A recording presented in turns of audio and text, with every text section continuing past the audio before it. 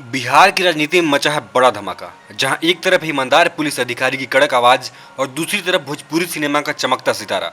जी हां दोस्तों, जब एक पूर्व आईपीएस अफसर और एक भोजपुरी स्टार एक ही पार्टी में आए तो समझ लीजिए कुछ बड़ा पकड़ा है बिहार की राजनीति में। आज हम बात करेंगे जन सुराज पार्टी की बढ़ती ताकत की, प्रशांत किशोर के विजन की और जानेंगे कि हेलो कौन से घर घर में छाने वाले रितेश पांडे क्यों हो गए जन सुराज के सिपाही। साथ ही उठाएंगे सवाल, क्या रितेश पांडे अपने विवादित अश्लील गानों की छवि को पीछे छोड़ पाएंगे या यह जन सुराज के लिए नुकसानदायक साबित होगी। तो बने रही वीडियो के अंत तक, क्योंकि बिहार की ये कहानी फिल्म से कम नहीं। सो गाइस, मैं हूं नमन कौशिक और आप देख रहे हैं फैक्ट्स फर्स्ट। और अगर आप चैनल पर नए हैं तो इस तरह की वीडियोज के लिए हमारे चैनल फैक्ट्स फर्स्ट को सब्सक्राइब जरूर कर ले। तो चलिए वीडियो को शुरू करते हैं। प्रशांत किशोर, जिसे देश एक चुनावी रणनीतिकार के तौर पर जानता है, उन्होंने कांग्रेस, बीजेपी और टीएमसी जैसी बड़ी पार्टियों की चुनावी नीतियां बनाई, लेकिन अब उन्होंने सिर्फ रणनीति नहीं, सिस्टम बदलने की ठानी है। जन सुराज पार्टी की स्थापना कोई सामान्य कदम नहीं था, यह एक आंदोलन है, एक ऐसा आंदोलन जो कहता है सही सोच, सही लोग और सही सिस्टम ही बिहार को उसकी असली ताकत दिला सकते हैं। पार्टी शिक्षा, स्वास्थ्य, महिला सशक्तिकरण, किसान कल्याण और युवाओं के रोजगार पर फोकस कर रही है।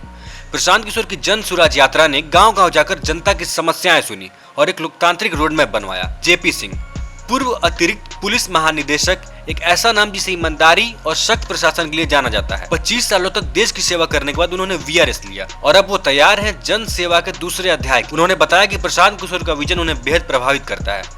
जेपी सिंह का पार्टी में आना जन सुराज को विश्वसनीयता और अनुभव की गहराई देता है, खासकर लॉ एंड ऑर्डर जैसे संवेदनशील मुद्दों पर।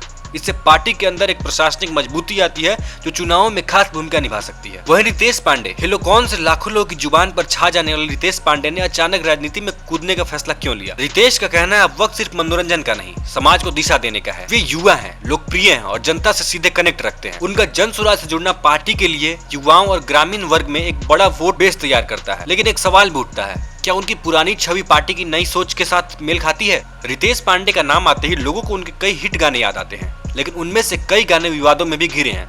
अश्लील बोल, दोहरे अर्थ और भड़काऊ शैली। कई बार उनकी म्यूजिक स्टाइल को संस्कृति विरोधी कहा गया है। राजनीति में आने के बाद ये सवाल और बड़ा हो गया है, क्या जनता ऐसे कलाकार को जनप्रतिनिधि के तौर पर स्वीकारेगी।